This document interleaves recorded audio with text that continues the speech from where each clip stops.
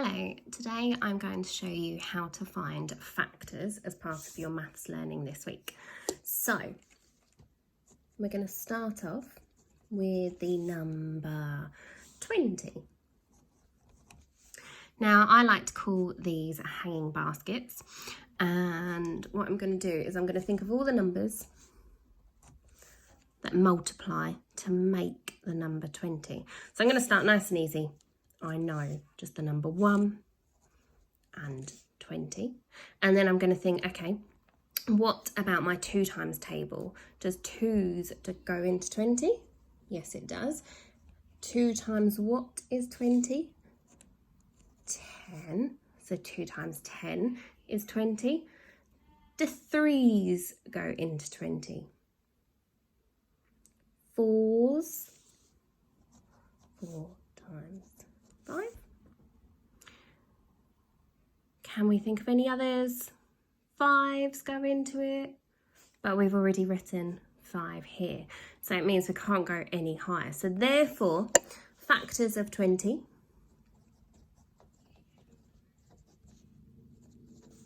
are numbers 1, 20, 2, 4, 5, and 10. And that's how we find factors. So let's try another one. This time we're going to use the number 45.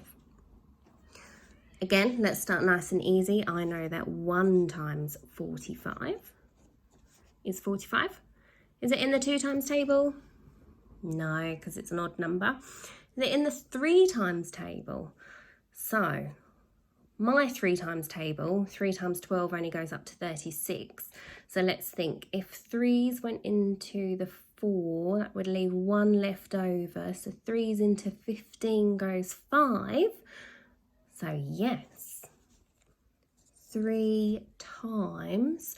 So we obviously said it went into that one once and that one 5. So 3 times 15. We can double check, let's count in 15s. 15, 30, 45. 4's, do 4's go into it? No.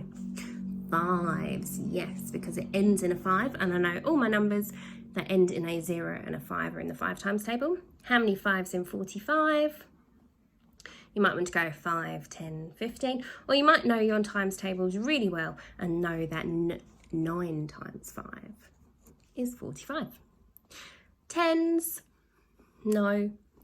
8's, no.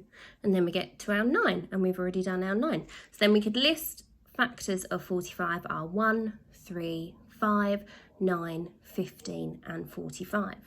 Let's try one more before we move on to the next thing. Let's have the number 17. So, like we've done with the other ones, let's start off with 1 and itself, 17. 2's, do 2's go into it? No. 3's, no. 4, no. 5, no. 6, no. 7, no. Do you see a bit of a pattern here? If we keep going all the way up to 17, I don't think we're going to find any others. What this tells us, because there are only 2 factors, 1 and 17, this one is a prime number. Not that we're looking at prime numbers today, but that's one way to find them out. The next thing we're going to look at is how to find common factors.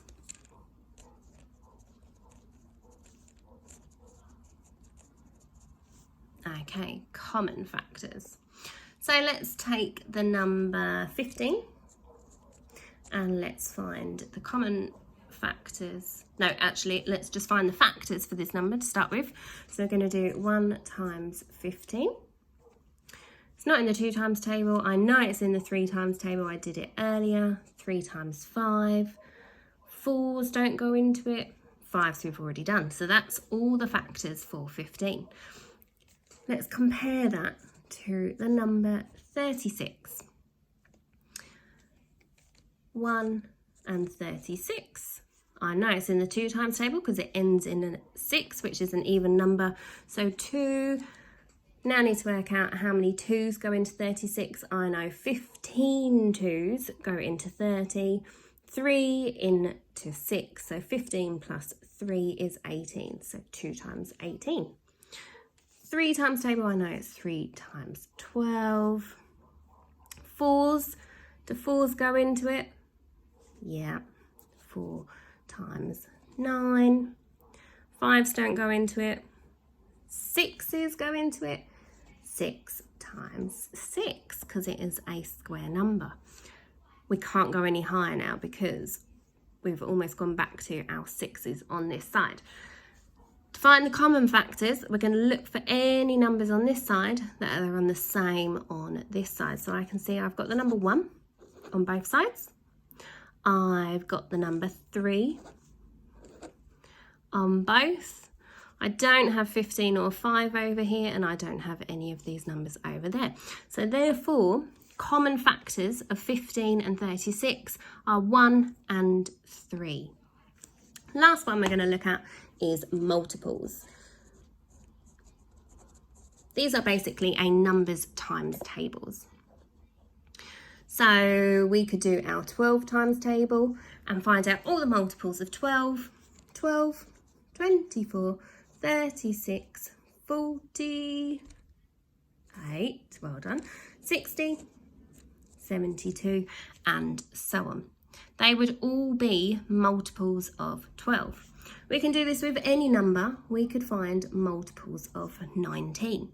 So to make it easy, I'm going to think, well, if this was 20, 2 20s are 40, then I just need to take away 2. And I get the number 38. And then I would keep going, and that would be how I'd find all the multiples of 19. Hopefully this has helped. Bye.